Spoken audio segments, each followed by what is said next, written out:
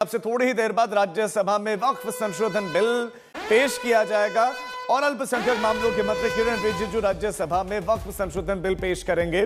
BJP के राष्ट्रीय अध्यक्ष और केंद्रीय मंत्री जेपी नड्डा भी बीजेपी की तरफ से वक्फ संशोधन बिल पर अपनी बात को रखेंगे। राज्यसभा में वक्फ बिल पर चर्चा के लिए 8 घंटों का समय निर्धारित किया गया है और आज रात इस पर वोटिंग हो सकती है। लोकसभा में भी कल यही देखने को मिला। यूं तो 8 घंटे का समय रखा गया था, लेकिन समय आगे बढ़ता चला गया और आधी रात तक खिंच गया और कल आधी रात को वक्फ संशोधन बिल पर मुहर लगी, वोटिंग हुई और सत्ता पक्ष के संख्या बल उनके पक्ष में ज्यादा था तो वो जीते।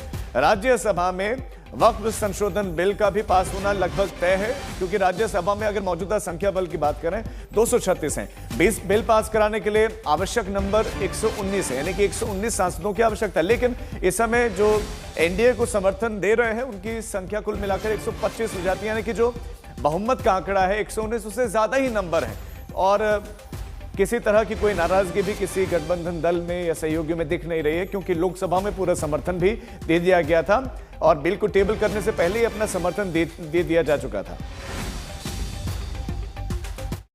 देखिए, ऐसा है, पहली बात तो ये बिल जो है वो भारत के संविधान के खिलाफ है। धारा 25 और 26 ये कहती है कि हर व्यक्ति को अपनी धार्मिक मान्यताओं के हिसाब से पूजा अर्चना इबादत प्रेयर करने की छूट होगी।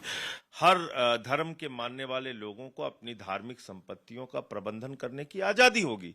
तो आप संविधान के खिलाफ एक बिल लेके आ रहे हैं।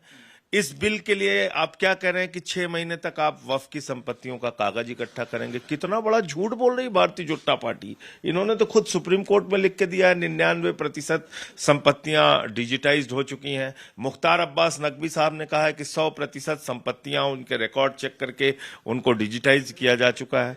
तो फिर आप ऐसी बातें क्यों कर रहे हैं?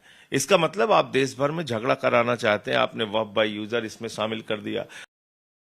हमारे संवाददाता हिमांशु मिश्रा इस खबर पर हमारे साथ जुड़ गए हैं। हिमांशु, लोकसभा में पास हो गया, क्या राज्यसभा में ऐसा हो सकता है कि किसी सांसद का मन बदल जाए या नंबर गेम पूरी तरह से सत्ता पक्ष के साथ है? और कौन कौन बोलेगा जो है सत्ता पक्ष की तरफ से, विपक्ष की तरफ से?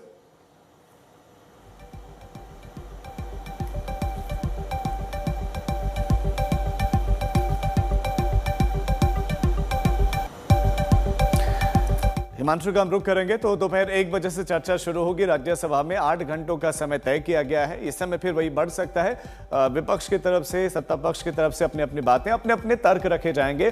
कल लोकसभा में भी तर्क रखे गए, सत्ता पक्ष की तरफ से भी, विपक्ष की तरफ से, और आखिरकार जो है वो पास हो गया। वहां से लोकसभा से आराम से पास हो गया नंबर से। वहीं अगर हम राज्यसभा के अभी की गणित की बात करें तो ये नंबर गेम कुछ ये है कि एनडीए के पास 125 सांसद हैं और जरूरी चाहिए 119।